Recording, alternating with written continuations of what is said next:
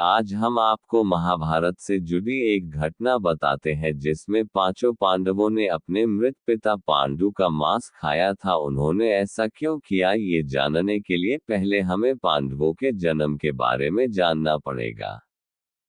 पांडु के 5 पुत्र युधिष्ठिर, भीम, अर्जुन, नकुल और सहदेव थे।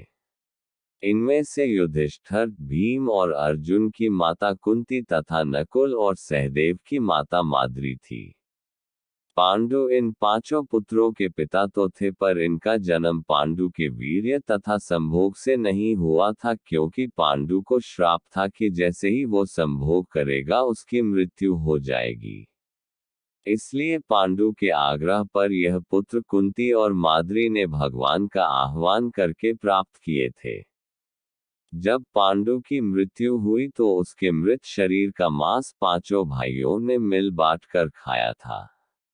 उन्होंने ऐसा इसलिए किया क्योंकि स्वयं पांडु की ऐसी इच्छा थी। चूंकि उसके पुत्र उसके वीर्य से पैदा नहीं हुए थे, इसलिए पांडु का ज्ञान कौशल उसके बच्चों में नहीं आ पाया था।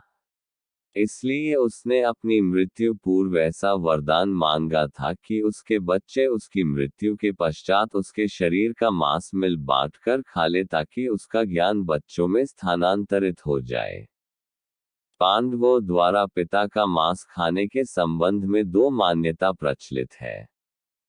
प्रथम मान्यता के अनुसार मांस तो पांचों भाइयों ने खाया था, पर सबसे ज्यादा हिस्सा सहदेव ने खाया था। जबकि एक अन्य मान्यता के अनुसार सिर्फ सहदेव ने पिता की इच्छा का पालन करते हुए उनके मस्तिष्क के 3 हिस्से खाए।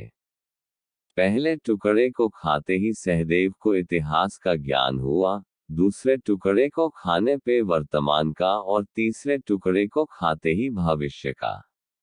यही कारण था कि सहदेव पांचों भाइयों में सबसे अधिक ज्ञानी था और इससे उसे भविष्य में होने वाली घटनाओं को देखने की शक्ति मिल गई थी। शास्त्रों के अनुसार श्री कृष्ण के अलावा वो एकमात्र शख्स सहदेव ही था जिसे भविष्य में होने वाले महाभारत के युद्ध के बारे में संपूर्ण बातें पता थी। श्री कृष्ण को डर था कि कहीं सहदेव ये सब बातें औरों को न बता दे, इसलिए श्री कृष्ण ने सहदेव को श्राप दिया था कि यदि उसने ऐसा किया तो मृत्यु हो जाएगी।